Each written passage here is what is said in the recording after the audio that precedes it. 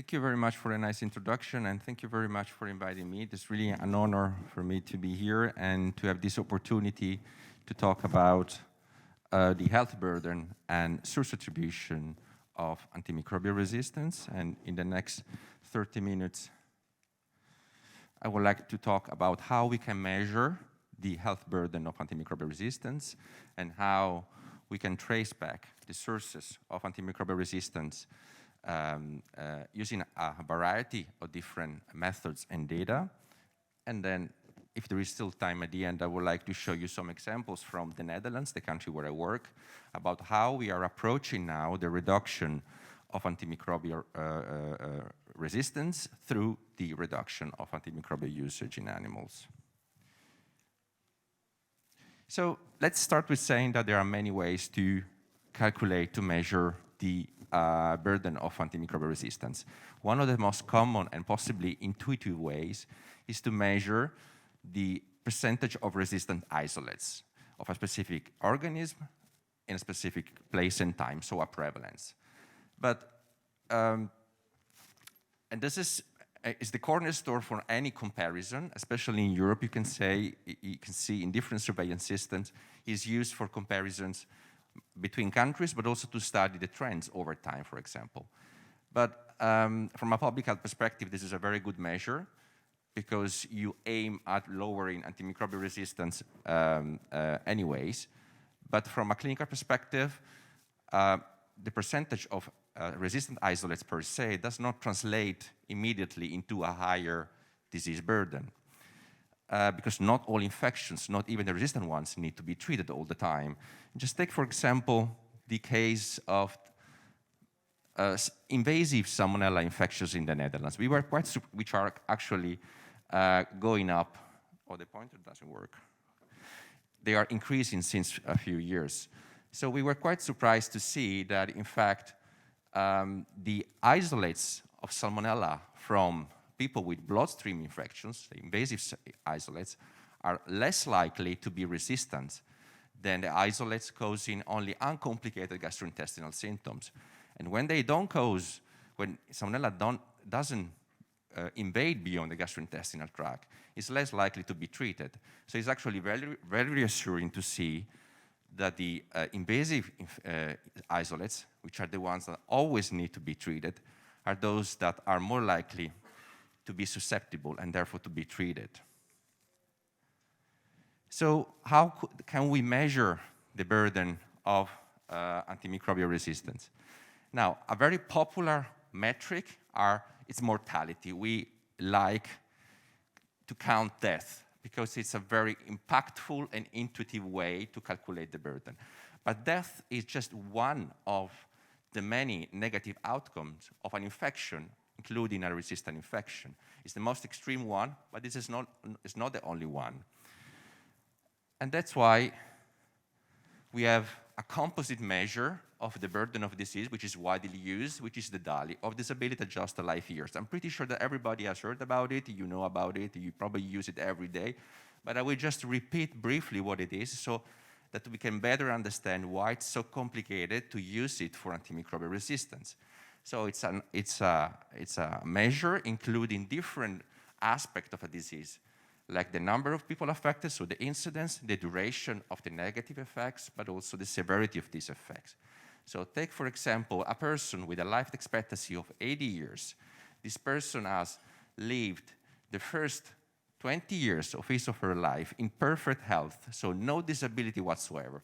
At 20 years of age, this person acquired an infection, and this infection causes a disability, a relative handicap of 40%, and this person has lived the next 40 years of his or her life with this disability. So this person has effectively lost 16 years of healthy life. Imagine this person then dies at 60 years of age, so 20 years before the life expectancy. So this person has therefore lost 20 years of age, 20 years of life, never lived because of the complication of the disease. Now, the DALI is the sum of these two components. So the years of life lived with the disability and the years of life lost because of earlier mortality. Now, you can already imagine that for every infection, then we need to have a disease outcome tree or a disease progression tree, sometimes it's called this way, where we have for every infection the probability and the duration of both the acute and chronic phase of the infection up to mortality. And if we sum up all these components, we can calculate the DALYs. So you can already imagine how data demanding, data intensity of this calculation. Not everybody can do these calculations, although there are ways to approximate those numbers. In countries like the Netherlands, where I work, this is done every year for all infectious diseases that are listed here. You cannot read it, it's very blurry, and it's in Dutch anyway, but the name of the diseases is quite similar to English, so I think it's quite intuitive. It's done to rank the infectious diseases in terms of burden, from the highest burden, which are mostly like pneumococcus, influenza, for example, to the least one, to set priority for interventions, of course. But you can see that in the top part of this graph, there are also a lot of zoonosis and foodborne infections like Campylobacter and Salmonella. But DALYs are also used, for example, by WHO. This has also been shown by the keynote speaker this morning. These are the very well-known estimates of the FERG for the foodborne diseases. And I'm very proud to be part of the FERG that has got the new mandate to update these estimates in the coming years. But like all metrics, the DALYs are not prone are prone to the same bias as the input data you use to calculate them. This is an example. This is the burden of foodborne pathogens in the Netherlands in 2019, a selection of the pathogens. And you can see that the total number, it's down there, 11,000 DALYs, over a population of 7 million people. This is before COVID arrived. When COVID arrived, look what happened. You see the DALYs, they dropped down by 50%. Yay, we almost eradicated foodborne infections. This is very good news. We could be very happy. There is nothing to be happy about. This is a pure artifact. And it shows that also the DALYs are very much prone to the same problem as, for example, surveillance data that also suffer from underreporting. Because what happened? Well, at some point, like in all countries, also in the Netherlands, the healthcare system was overwhelmed by COVID. So there were changes in healthcare-seeking behavior from the patients, refraining to seek medical help, definitely for mild gastrointestinal symptoms. But also, there were a strict triage system in place to avoid having too many patients at the hospital, and the diagnostics was also altered, probably, and also the notification system. Of course, we can also think about, well, travel restrictions. We traveled less, so also less travelers the year. Restaurants, cafes, receptions were also prohibited. Schools were closed. And finally, we learned how to wash our hands. So this probably also played a role. But it's very difficult to disentangle these aspects. So we always have to be very critical when looking at these estimates. There is a drop. Before crying of joy, let's try to analyze and see what are the problems behind it. So, but how we can measure the burden of antimicrobial resistance? Because resistance, it's not a disease. Resistance is a characteristic of a microorganism that can lead to higher mortality risk, longer disability duration, and higher risk of long-term sequelae. But you have, therefore, the baseline burden of the infection, regardless of resistance or not, and then you have, on the top of that, the additional burden caused by the resistance. So estimating the burden for resistance means to estimate this excess burden. So the additional mortality and morbidity attributable to resistance over and above the mortality and morbidity of the same but susceptible infections. That means that we have to start building counterfactual scenarios in which we have the burden of the burden of the susceptible infections being subtracted from the ones that are resistant. And this has been done recently in this terrific paper from the GBD group. where they calculated the burden of antimicrobial resistance for 23 pathogens, 19 antimicrobials, and 88 pathogen antimicrobial combinations for 204 countries, so quite impressive numbers. And they did that using two counterfactuals. The first one allowed them to calculate the burden attributable to antimicrobial resistance, meaning the scenario is that I take all resistant infections and I replace them with susceptible infections. And the gain would be 1.3 million deaths and 48 almost million dollars, quite impressive numbers. The second scenario is the burden associated with antimicrobial resistance. And here I replace all resistant infections with no infection at all. So also the underlying pathogen is gone. So here, no infection at all. And as you can imagine, is much higher, almost 5 million deaths and $192 million lost every year by the global population because of the resistance. And there is a factor of 4 difference between these two values. Now, which is the best to use in statistics? Well, it depends on what you want to talk about. The first one, the burden attributable to antimicrobial resistance, is very useful when you want to refer to specific pathogen antimicrobial combination, because you avoid duplicating death across pathogens that have a lot of co-resistance. But the second one is much better when you want to implement, for example, interventions that would prevent infections in the first place, like improve hygiene or vaccination. Therefore, you prevent infection in the first place, so you have no infection. And it doesn't really matter if it is resistant or not. Therefore, the second scenario is better. Not surprising, the burden varies geographically. Highest burden in African countries, the green bar charts, and the lowest in Australasia. And when looking at the breakdown by, they are very blurry, I don't know why, they had a very high quality in my computer. Anyway, the first, this is the breakdown by disease group. So the first and second are the low respiratory tract infections and then the bloodstream infections, accounting for the highest burden of antimicrobial resistance. And if you want to know something more about like the diarrheal diseases or non-typhoidal salmonella, so the more foodborne infections, they are actually in the lowest part of these scales, so relatively a lower burden. But this graph can be quite deceiving because we know that many pathogen microorganisms that are transmitted via food can also cause other infections than only gastrointestinal infections. So for example, the first one is, this is the breakdown by microorganism. You can see the first one is Escherichia coli and the second is Staphylococcus aureus. So Escherichia coli is also one of those microorganisms that is often transmitted via food, or at least the fecal oral route. And Staphylococcus aureus also is sometimes associated with food. So this gives you a better picture of what could be the contribution of food, in fact. There has been another study before the global one, a European study. There are some limitations about the study, intrinsic in the data used, and it provides also quite impressive numbers in terms of dialysis and death.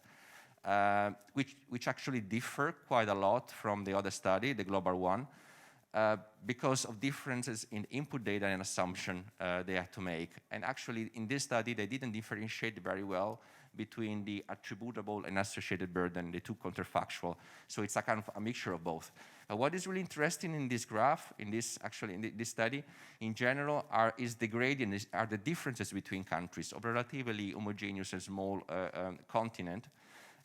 You can see that in countries where antibiotic consumption is still very high and there are lax prescription practices, like the Southern European countries, the burden is also the highest as compared to Northern European countries, which have implemented, let's say, in a more homogeneous fashion and consistently, this One Health approach that has been also mentioned by some speakers before me.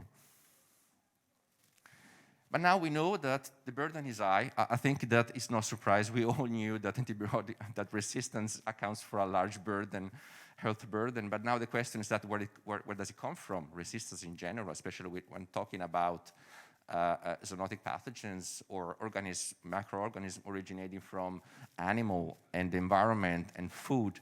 Now, for that, we use source attribution, which is a family of methods that are meant to infer probabilistically the relative contributions of different sources of the burden of human infections. And this is done to inform strategies for intervention. There are several approaches, and we won't have the time to look at all of them. There are excellent papers explaining them. The best approach, remember, always depends on the data you have, the capacity you have, of course, but also the research question you want to address. But of course, there are preferences, and some approaches are more popular than others now. So the microbial subtyping, for example, is very popular now, and I will give you an example of it, but also the comparative exposure assessment, or the bottom-up approach. And I will show you some examples applied to SBLs, so extended spectrum beta-lactamases, which we did a lot of research on that in the Netherlands. Now, the main difference between the two approaches, so the top-down and bottom-up, is that in the top-down approach, you start from the endpoint of the transmission chain. So you start from the human cases, the human infections, and you know something about them. You know, for example, something about you have typing information about the isolates infecting humans, or you know something about risk factors, their exposures, and you try, therefore, to infer the most likely sources based on this information. With the bottom-up approach, you actually start from the other side. It's more the farm-to-fork approach. You know something about prevalence and concentration, for example, of a given microorganism, and the resistance also in different sources. And then you know something about exposure, so how much they are consumed, for example, and how they are consumed, dose response relationship, and you try to predict the number of infections that you could have through the exposure to that specific source. The second approach, the bottom-up approach, was the first that's been applied to SBLs in the Netherlands. You know, SBLs, extended spectrum beta-lactamases, are enzymes produced by Escherichia coli and many other bacteria that inactivate most beta-lactams antibodies. Big problem, they are everywhere, and we can acquire them from multiple sources. For many years, still now, especially in my country, there was the open question where they come from, what could we do to prevent them? Now, this was the first attempt, so the researchers reconstructed different stages of the food production line, the meat production line, from pre-retail up to consumption, and they came to the conclusion that to estimate the exposure to SBLs, so how many SBLs we ingest from different type of meat. And they came out that actually the first one would be beef, simply because beef is most likely to be consumed raw or undercooked than other type of meat. But now the question, this study completely ignores the different genotypes and types of SBLs. There are huge families, big families of different SBLs with different epidemiologies. And not everything we are exposed to that we ingest stays with us. We can clear any infection pretty easily without any symptoms, especially, and also resistant genes can also not stay with us. So the next step would be to also include subtyping information. And this is what we did, and this means to go to the other approach, the microbial subtyping approach. In this approach, we have to type phenotypically or genotypically large collections of isolates from humans and animals, and then we compare them. But we don't compare them by just looking at the percentages. We do that with different type of models, mathematical models. And there are many models for many type of data. There is a model, it's like a menu, you know. Whatever you want to eat, you will find a preference. We will look briefly at 3 examples using the proportional similarity index, which is the simplest approach, Danish model, which is more like the first milestone set in Bayesian framework, and then the most recent one, which is machine learning. But all these models actually work in a similar fashion. Essentially, what they look at strong associations between specific types of specific resistant genes, for example, and different animals or different sources of infections for humans, given an heterogeneous distribution of genotypes, for example, over these sources. And this allows you to infer probabilistically which is the most likely source of the same gene, for example, genotype found in humans. it's very important to realize where is the point of infection. This subtyping information is very important. It's very handy when you want to trace the infections at the level of reservoir, because you know that pathogens, zoonotic pathogens, but also antibiotic resistance carried by microorganisms originating from livestock can reach humans via several pathways. You have foodborne transmission is one of the many. Then you have environmental transmission and direct contact with animals. You also have wildlife and pets that also play a role sometime and somewhere. But the point that I wanted to make here is that if you want to trace the human infections up to the level of exposure, risk factors, you probably don't even need typing information. You can also use a case control study. But if you have subtyping information, this is actually very useful when you want to know something more about what is the relative contribution of different reservoirs of like the animals introducing the hazard into the transmission chain. So this is the first attempt to do that using a large collection of SBLs in the Netherlands from different animal populations and human populations, and they measure the so-called PSI, or proportional similarity index, which is in that big matrix there, that really measures the overlap of the distribution of the genotypes within of the different populations. Now the conclusion was that SBLs are everywhere. We cannot infer that the direction of the transmission, because this is purely looking at overlap. But there are some populations that are more similar than others. For example, farmers and their animals, or wild birds and environments, for example. And they make sense also epidemiologically. So the next step was to use this data, enrich it with other data, and put it in a modeling framework that allow for directionality of transmission to be quantified. And this is what we did. So this is the follow-up paper, let's say, of the other one. In this paper, we use an enlarged version of the SBL gene dataset used in the previous paper with 41 different genes that are here and 20 sources on the top. Human sources, environmental sources, food, farm animals, and companion animals. And you can see that there is definitely a pattern of associations here. There are some genes that occur more often than others in some sources. Now, this information was added to other data on the prevalence and exposure. So prevalence is the overall probability to find SBL in a source. And the exposure is how often, how probable it is for people to come in contact with that source. And you might have big differences here. For example, look at raw vegetables. Is here, and I want to fall, but the point that doesn't work, this one, is you have a high exposure. Almost everyone consumes that product, but you have a very small prevalence. So almost everybody consumes raw vegetables, but the chance to find the SBLs in there is very small, less than 1%. At least this is in the Netherlands. Then you look at chicken meat on the top, you have a high exposure, so a lot of people consume that type of meat, but also you have almost 50%, prevalence, so also high chance to find SBLs. Now the question is, are the genes, SBL genes found in these sources also the same found in humans? Now this is something that we modeled with this, which is the HAL model. Is a very common established source attribution model that originally developed for Salmonella and applied to other pathogens, that estimates the probability of each SBL gene, in this case, to originate from each of the sources that we just mentioned, based on 4 parameters, which are the probability of each gene to originate from each source, the exposure to that source, and also the 2 parameters which account for the probability of the different genes to spill over to humans and the different sources to act as a vector for those. And we also had to account for human-to-human transmission, which is originally was not in the model because Salmonella is mostly unidirectional, at least from animals to humans, at least the non-typhoidal Salmonellas in Western countries.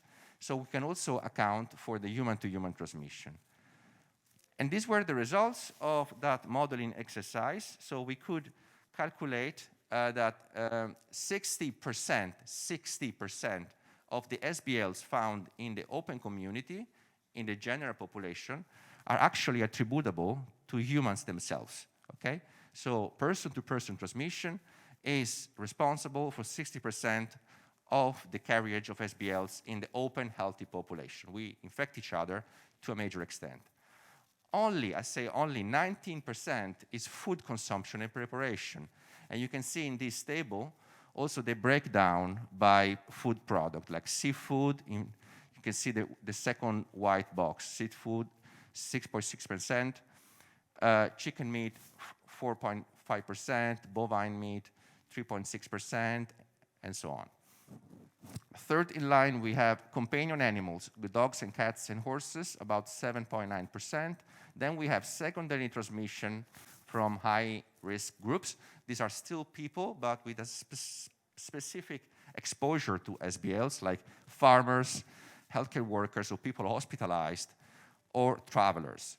And then we have non-occupational contact with farm animals, 3.6%, and also the environment, but at least two types of exposure, like swimming in surface fresh water and wild birds as a proxy for everything that is out there, but it's not complete for sure. Now, based on that, we could say, well, we actually, in a country like the Netherlands, where hygiene standards are pretty high in general, also in the food production chain, you can expect something like that. But despite that, we also found, surprisingly, that human-to-human transmission, it's not sustainable in the long term. The R naught is still below 1 in the human population. What does it mean? It means that to keep person-to-person transmission go on, you still need a continuous influx of SBLs from non-human sources, food, animal, environment. Continuous spillover. Some of them are not successful, some of them are successful, and when they are successful, then they are propagated with the human population to a much larger extent than the spillover itself, but they are expected to fade off at some point, to die out. So without the humans, without the non-human sources, you won't have person-to-person transmission, at least not to sizable effects. That was the situation with this specific gene frequency, which is the SBL gene frequency in the Dutch population. But you can see that if you look at specific genes, you might have a different picture, a different story to tell. Everything that is blue, turquoise, let's say, is human-related, and all the rest is not human-related. You can see that you have some genes that are very humanized, human-associated, and others that are not. Depending on how different this frequency is in your countries, in your situation, in your sample, you might have a completely different attribution, so keep it in mind. But likely, recently, Germany, which is our neighbor, did the same study and found also that the first attributable source is humans, 45%. That was reassuring because we are very close to each other, even geographically, and they found exactly the same results. At least the percentages might change, but the ranking is very similar. And they also had a very rough subdivision of the sources. They couldn't really differentiate between food and livestock, for example, as animal. But at least the message is that even in Germany, the first source of SBLs seems to be humans. And this is the other approach I mentioned before about it's the one based on random forest, so machine learning is a completely different approach. Here you are not even considering anymore the bacteria. With metagenomics data, you actually have the all resistome, all resistant genes found in the gut microbiota in this case. And you try to attribute the whole resistome to animals, for example. Okay, after humans as a possible source, they found out that the human resistomes were more similar to pig and veal calves as compared to poultry, for example. And also they identified resistome signature for each individual reservoir, which include antimicrobial resistance determinants significantly associated with on-farm antimicrobial use. And this is a good link when talk about antimicrobial usage. because we know that antimicrobial usage is one of the main drivers of resistance. This is well known, established. The less we use, in terms of the less antibiotic use, the less antibiotic resistance we create and spread. And in the Netherlands, in my country, I'm particularly proud to say that we've been very successful in reducing antimicrobial usage. You can see here in the graph there, when there are the two, the green part of the graph, that between 2009 and 2021, we managed to decrease antibiotic usage by 71%. And that was basically achieved with good antibiotic stewardship, transparency in prescriptions, benchmarking, and also shifting from group treatments to individual treatments, for example, where possible in farms, etc. And then you can see that in some sectors, the decline in antibiotic usage was actually more spectacular than in others. But you see it back also in the resistance. So these are the trends for resistance in the same sectors. And you can see that also the resistance has declined pretty evidently in all sectors. But in the last few years, especially in veal calves and pigs, the decline has stagnated, both for usage and resistance. And we reached a point where we know now that we cannot go any further with only stewardship. We have to do something else. We have to really restructure a little bit the way we farm animals to keep them healthier so that we don't need anymore to use antibiotics to treat them. And this is more or less what we are trying to do now. So we are looking at determinants of antimicrobial usage in farms.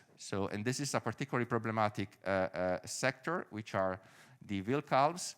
And in this study, we found that about 50% of the variation in antimicrobial usage between veal calves could be explained by microclimate factors. So ventilation, almost done.